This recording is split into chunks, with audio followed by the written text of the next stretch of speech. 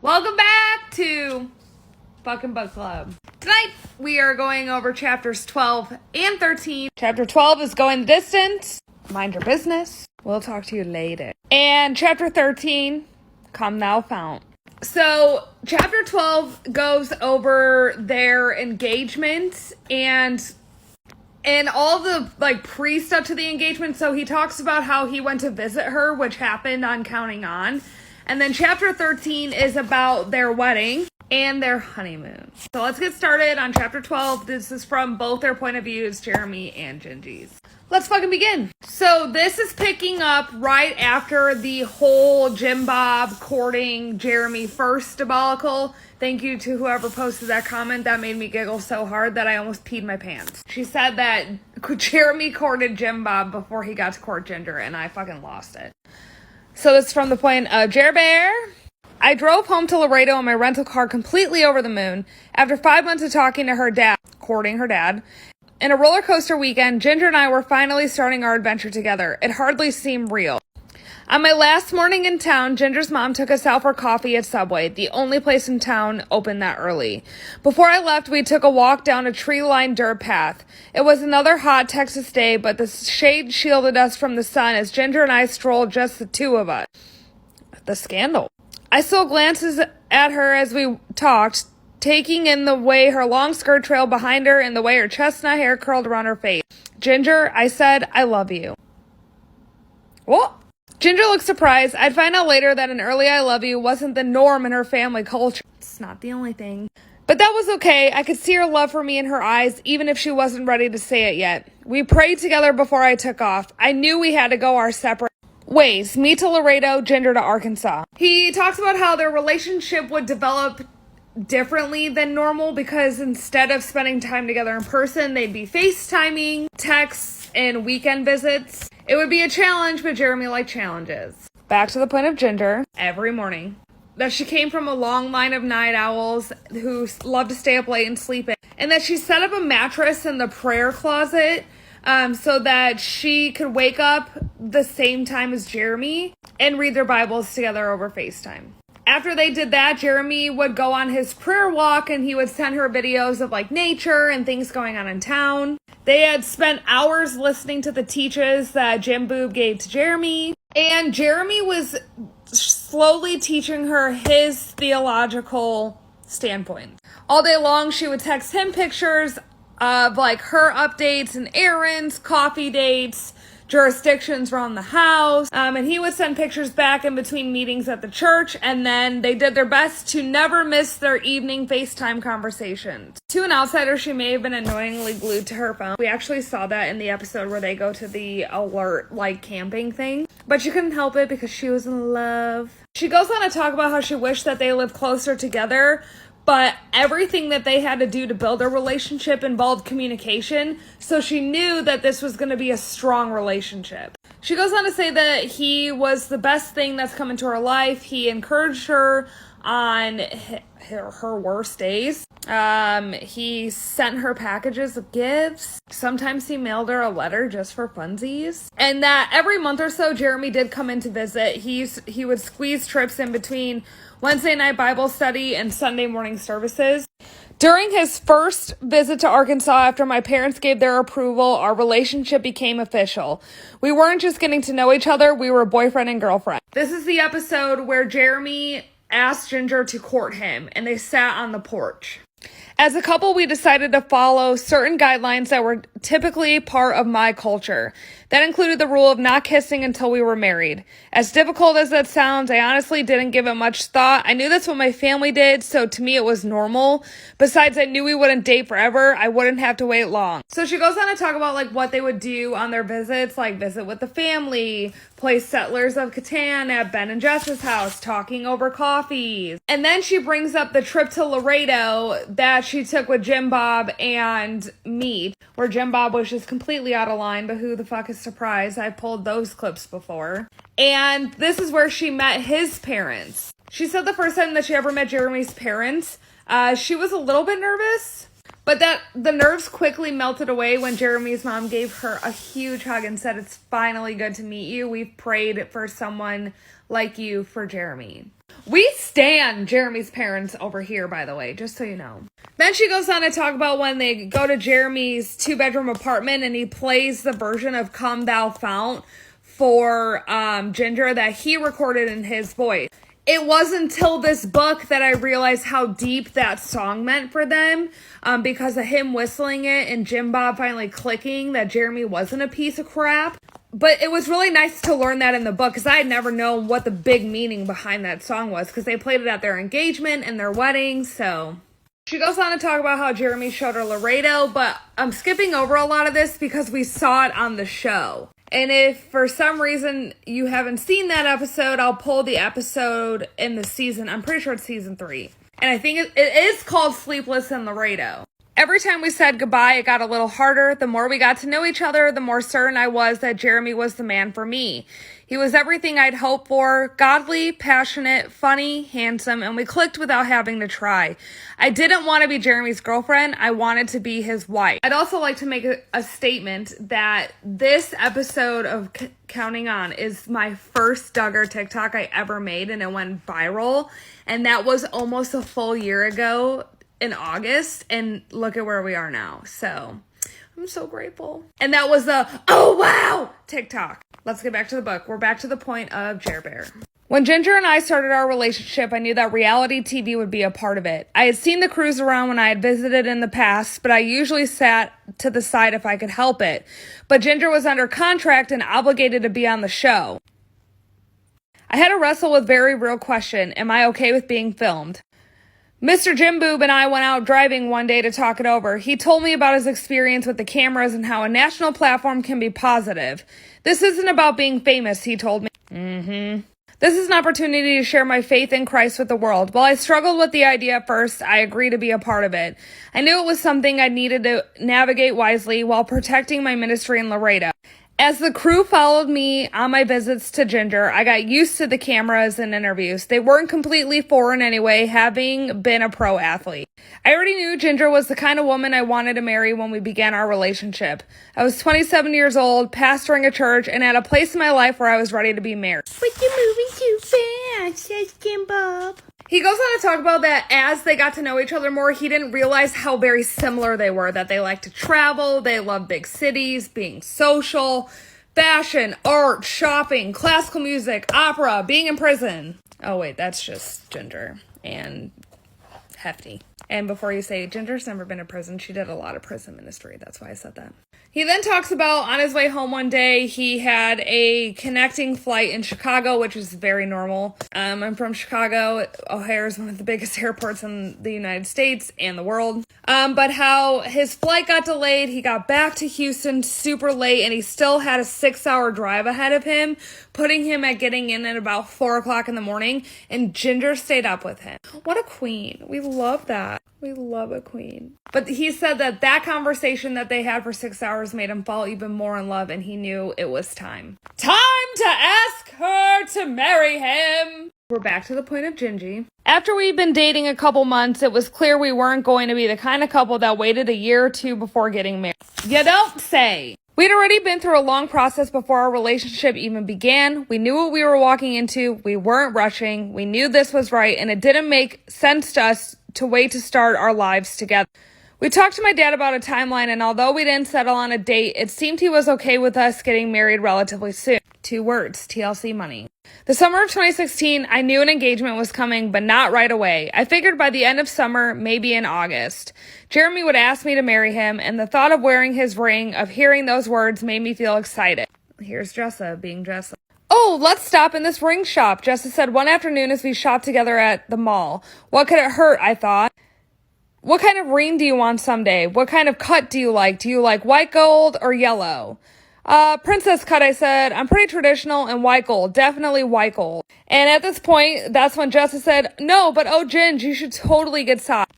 Okay, don't be suspicious. Don't be suspicious. Don't be suspicious. Don't be suspicious. Don't be suspicious. I looked down at my bare left hand. I guess that's a good idea, I said. It was probably good to have that anyway. I should have guessed the wheels turning behind Jess's innocent face. Jess is innocent? Oh my God. I should have known she was mentally taking note of my ring size and style to deliver to Jeremy later. At the time, though, I still thought Jeremy wouldn't buy a ring for a few months. So we're back to the point of Jeremy, but I'm going to sum it up for you because this was also on Counting On, like, the next episode after he visited, or Ginger and her parents visited them. This is the part in Counting On and in the book where Jeremy flew in to surprise Ginger, but he also went to White's Jewelers, which is where a lot of the Duggar men went and got their ring. It's where Jim Bob got Meech's ring. It's where Ben designed Jess's ring. And luckily for Mr. Jim Booby, Jeremy invited him along, even though if I were Jeremy, I would have been like, piss off. You fucking made me crazy for 5 months and you can't accept me because I'm fucking different. But it's fine. I have no animosity whatsoever. My house echoes more now, so I'm sorry. So what he did say in the book is that he pulled Jim Bob away from the camera crew that recorded their every move and told him the plan. We didn't know that. He told Jim Bob about the plan in New York to propose to Jeremy and... Am I on crack? To propose to Ginger, and Jim Bob approved because he saw this money, money, money, money, money. So then in the next point of Ginger, they talk about how they went to go visit Jeremy's grandparents, and that was also filmed for Counting On. So then they talk about, in this chapter from the point of Ginger, visiting Jeremy's family, visiting the church, going to the soccer game, the whole setup for the engagement that she didn't know was the engagement for the photo shoot that James did. That was his decoy to proposing. They talk about the rain that happened, because if you guys remember in the episode, it was raining until right before Jeremy proposed. And then he proposed to her, which we saw with the beautiful sky and everything. And I'm kind of jealous. And that's the end of chapter 12. And that is why I'm doing both chapters, because a lot of this we've seen. So I hope you guys understand. And if you haven't seen those episodes, we could always go over them. Now we're on chapter 13, Come Thou Fount, starting with the point of view of Ginger. The first part of this chapter is her talking about Miss Renee's shop, and the dress that she did choose that they added the train onto and the cathedral length veil, and that Jeremy had actually said that he really liked that style of dress, so it was very important to Ginger to please him. I actually did the same with my wedding dress. My husband asked me if I would wear a white dress, because obviously. And then he also said that he really liked when I felt comfortable in my own skin and not to get a dress that will just look good in photos. And I got the most comfortable dress ever. We're still from the point of view of Ginger, but she goes on to say that she was never one of those girls who had her whole wedding planned from the time she was 12. She loved weddings and enjoyed helping her sisters with their big days, but she didn't quite know what she wanted when it was her turn. Since our engagement, my head was spinning with detail after detail. We were on a tight timeline too. Neither Jeremy nor I wanted a long engagement, and we loved the idea of a fall wedding. We settled upon November 5th, 2016, less than 4 months after Jeremy's proposal. She says for them it felt like a lifetime, but for wedding vendors it was very last minute. Not only did they need to find a church that was available, they needed a separate space for the reception that wasn't too far away. I didn't want just any church. I wanted a church with character, one that hadn't switched over to theater seats and a modern look. The Cathedral of the Ozarks at John Brown University fit the bill perfectly with its limestone brick steeple, high ceilings with exposed beams, and a dark wooden pews that gleamed under the light pouring through the stained glass windows. She talks about how Miss Cindy did all of her decorations, which is where the big V came from. And she talks about how throughout her 4-month engagement, many family members and family friends helped organize and pull this whole wedding off. And then she talked about how Jessa helped her overhaul Jeremy's bachelor pad and, you know, the books. Now we're on the point of Jeremy. He talks about how the morning of their wedding, he got up and he was very excited. It was their wedding day. He did not have cold feet. And how he went over to Jilly and Dilly's house so that they could do devotion together. And then after devotion, they went to the church, they saw the big V, and they separated so that they could get ready for the wedding. And a lot of the next parts go on to talk about things that we saw in the show again, like Ginger getting ready and giving her bridesmaids the gifts, and seeing Jim Bob cry his little eyes out because Ginger's so beautiful. How Jeremy was pacing in the back of the church, anxiously awaiting for the ceremony to start. How James told him not to ugly cry, but he could cry if he needed to, but don't ugly cry. Don't Kim K it. Don't Kim K it. And we all know as she walked down the aisle, he lost it. Ginger goes on to talk about how she was walking down the aisle and everyone was staring at her. There was 1,000 people there, how all the cameras were there. And they talked about their song, which this part was really cute, and we didn't know this, obviously, from watching the show. A singer named Latifah Aladis, if someone correct me, sang our song, Come Thou Fount, as we lit the unity candle. Jeremy and I listened to her version of the beloved hymn after we began our relationship. Unbeknownst to us, one of Jeremy's friends reached out to her a few months before our wedding and asked her to sing as a surprise. This is when they realized that the unity candles were wired to their holder so that the whole stage wouldn't go up in flames. And that's why Jeremy had a hard time picking up his candle for the unity candle, like to light their candle, and they used the lighter. And then they talk about the first kiss. Jeremy's dad pronounced us husband and wife, and before I knew it, we were married. I felt butterflies as he said, "You may now kiss your bride." I'd never kissed anyone before that moment, and Jeremy and I had talked about it quite a bit leading up to our wedding day. You sort of have to when your first kiss is going to be in front of 1,000 people. Tilt your head to the right, he told me. Just follow my lead. I should have felt more nervous as we leaned into each other, but as our lips met for the first time, any jitters I might have had disappeared. I went for it. After a while, I leaned my forehead into Jeremy's and smiled. Finally, we were married. That first kiss as husband and wife was relief. The wait was over. So Jeremy goes to talk about how they did not take pictures together before the wedding. They opted for a golden hour photo shoot.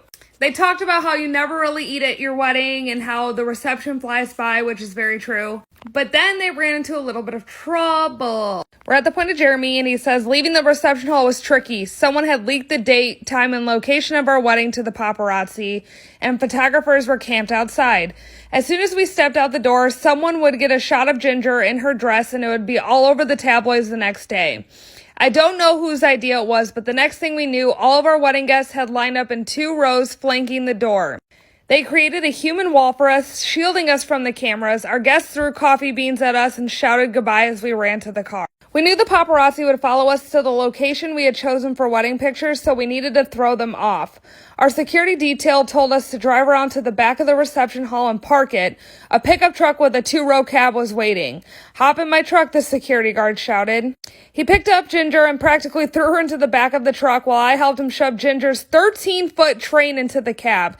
Take my jacket. The security guard took off his sport car as we draped it over Ginger's dress, trying to cover as much of it as possible so nothing could get photographed through the window. He slammed on the gas and peeled out of the parking lot like he was a stuntman in a movie chase scene. Who leaked the details of their wedding, you may ask? Cray J-Rod did. A blog post from the Rodriguez Family Ministries posted Thursday reveals that they'll be headed to Arkansas for a secret event on Saturday, November 5th.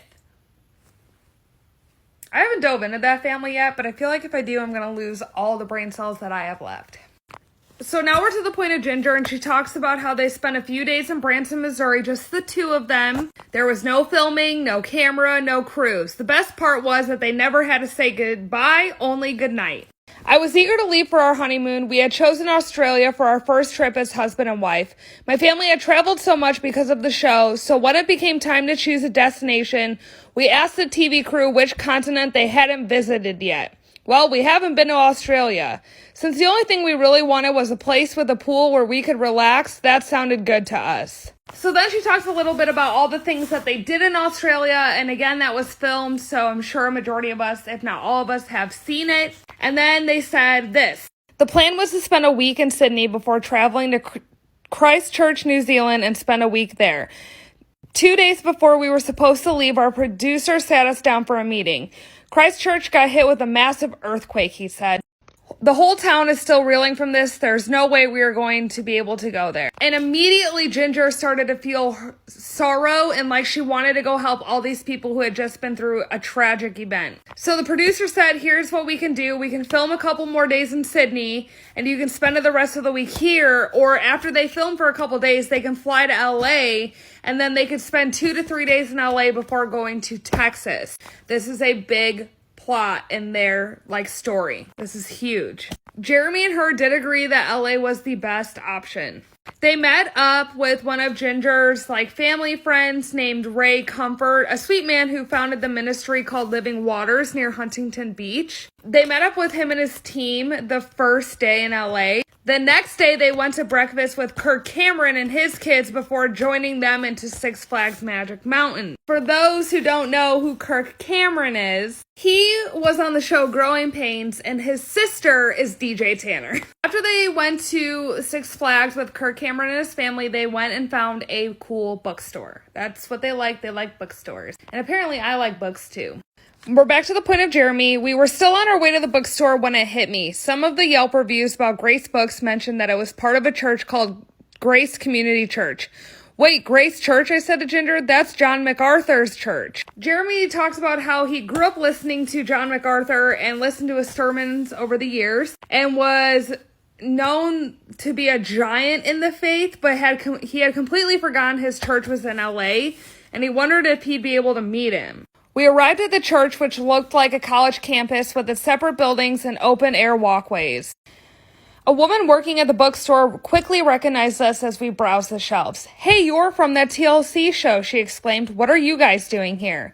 "Well, we'd really like to see John MacArthur," I said casually. If my request was unusual, it didn't seem to faze the woman in front of me. "You should go ask his office secretary, see if he's here." It turned out Pastor John wasn't in, but as we spoke with the secretary, Carol, a young man walking by, introduced himself and stopped short. "Hey, aren't you that girl from the show?" Ginger smiled, looked a little embarrassed. "Yeah, I'm Ginger." "No way, let me go tell my dad. He's a pastor here. He'll come show you around." The pastor did more than show us around. He took us on a tour of the iconic, expansive worship center and its high beam ceilings and wooden cross above the stage. He urged Ginger to play the Steinway grand piano in the sanctuary, and Ginger was living. The pastor then went on to show him the Master's Seminary and, of course, the church's coffee shop. He ended our tour back at the bookstore where he wouldn't let me leave without an armful of books he bought for me.